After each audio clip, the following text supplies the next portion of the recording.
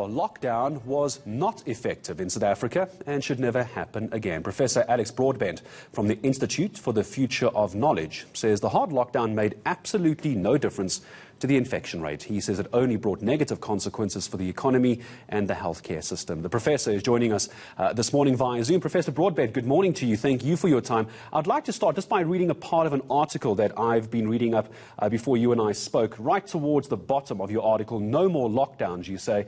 Even though we didn't agree with it, putting South Africa into a hard lockdown was understandable, but only as a precautionary measure in a state of ignorance. It's quite a powerful statement. Why do you believe that? Well, sometimes when you don't know what's going on, you have to take emergency action, and that's understandable. Moving early to prevent a risk that could be extremely damaging makes a lot of sense when you don't know what's going on. Our point is that now many, many months have passed, and it's quite easy to evaluate effectiveness of interventions around the world. And if you look at the pattern of what's happened in, say, European countries, as they locked down, things flattened off, they unlocked, things picked up again.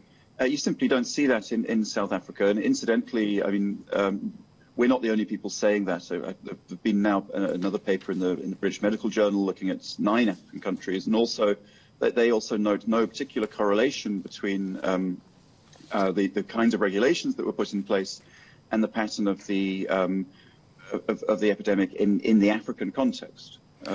It's a different context from the European one. Professor, there are going to be critics, I'm sure. As a professor, you put your work out there to be critiqued and obviously reviewed and to get public feedback like we are having right now. There are those who are going to argue, Professor, that hindsight is 20/20. That's right. We did actually predict this at the outset as well and throughout. I mean, the reason is that the way that lockdown is supposed to work is by reducing the amount of social contact between people.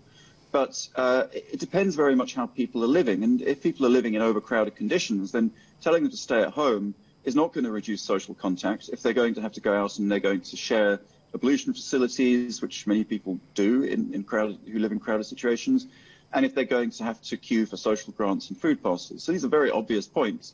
The mechanism by which lockdowns are supposed to work is different. So although a regulation may look the same in France and in Nairobi, it wouldn't necessarily have the same epidemiological significance, the same public health significance. They are the same, but they're not the same. And from the point of view of the disease, it's not guaranteed to work. We know this very well from other public health interventions in many other epidemics as well. It's always a case of same, but not quite. Professor, let's then talk about how we take this lockdown and the research behind it. How, if it goes that direction, there's another potential lockdown if the numbers begin to go up. What does a South African lockdown look like in a South African context, knowing what we've gone through? If need be, what do we change if we have to go into it again? Well, there's a tendency to see lockdown as a kind of firstly, as the only option, and secondly, as just a scale, sort of 0 to 100. There are more things that one can do, and globally, contact tracing was employed very successfully by some countries. It's not necessarily the easiest thing to do, but if one is going to do something very expensive like lockdown, one might consider an entirely different approach, like contact tracing. I think that the main thing is, and which this is where we really started, is we were looking at the indirect health effects, the collateral damage, as it were, of lockdown, the effects on people's lives due to loss of livelihood, malnutrition, other diseases. And I think one has to do everything in one's power to find a way to reduce social contact that doesn't stop people from living. As I say, where people are living in very, very crowded conditions, and where they are poor in the first place and not able to abide by lockdown regulations because they won't have a way to live, that, in my view, doesn't mean locking down. It means hygiene and, you can reduce the capacity in restaurants and that kind of thing.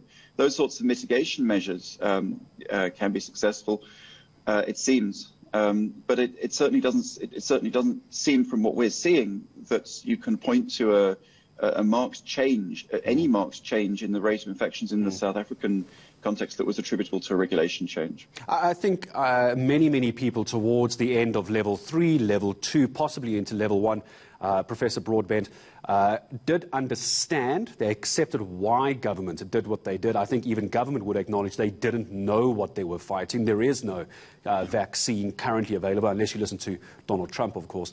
But the question's going to be, surely we're at a point now, as South Africans, where we know hand hygiene, wearing of masks, social distancing, surely that has been drummed into us to a point where a further lockdown later down the road, based on the stats you have, based on the damage it's done to the economy, and that's well cited in your article, that is not the way to go. Essentially, that is what you're trying to bring forward.